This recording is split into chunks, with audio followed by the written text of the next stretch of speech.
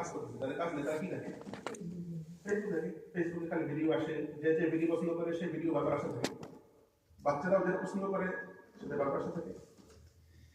এখন স্কুলে যারা মাথা নষ্ট হয়েছে আর বাসায় এসেও মাথা ঠিক করছে না, যেহেতু অনলাইনে পরিমাণটা রেখেছে, তাহলে এই বাচ্চাটা আপনাদের স্রোতের বিরুদ্ধে টিকাবে ফেলবে। দেখেন রেজাল্ট কি হয়েছে, রেজাল্টে আমেরিকাতে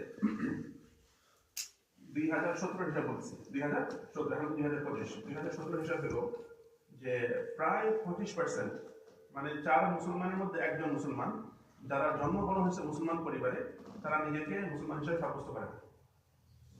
এটা হলো আমেরিকার অবস্থা। নাম্বার 2, আমি যেটা বললাম না যে এই গুনাহটা, যে সমকামিতা, এটা কত জঘন্য। আল্লাহ তাআলা এই গুনাহর উপরে এত বেশি গোসা হচ্ছেন, এত বেশি রাগ হচ্ছিলেন যে আল্লাহ তাআলা পুরা লূত আলাইহিস সালামের কওমটাকে আসমানে উঠাইছেন, ফেরেশতা দিয়া ঘুরাইছেন, ঘুরাই জিন্দা অবস্থা ওদের মাটির মধ্যে আছাড় দিয়া শেষ করে দিয়েছেন। এভাবে কিন্তু আল্লাহ অন্য কোনো কওমকে শাস্তি দেননি, বুঝছেন?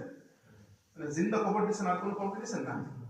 এই একটাই কম এত রাগ হয়ে গেছে, এবং রাগ ভাঙলে যেই এলাকায় জিন্দা কবর দিচ্ছেন, জিন্দা দখল করছেন, ওই এলাকাটা এখন ডেড সি।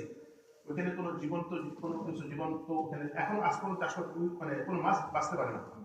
ওই নদী, ওই পানিতে কোনো মাছ নেই, বাঁচতে পারে না। ওই কওমের মধ্যে লূত আলাইহিস সালামের ওয়াইফ ছিল না? ওনার ওয়াইফ ছিল। ওনার ওয়াইফ কি আপনার কাছে মনে হয় গুনাহের কাজে লিপ্ত ছিল?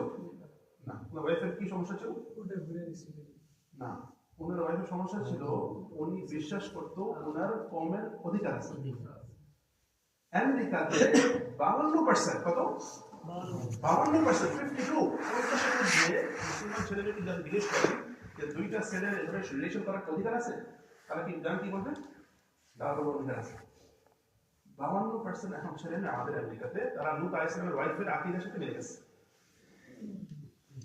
58%, প্রায় 58% ছেলে মেয়ে যারা কলেজে যায়, তারা হয় মদ পান করছে, না হয় তারা হলো জিনা করছে আমেরিকাতে।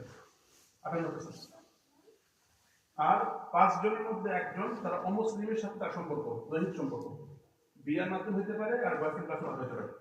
এটা হচ্ছে আপনাকে আমি দেখাচ্ছি খুলাসা, বুঝলেন তো? খুলাসা মানে কি? হারমোনি।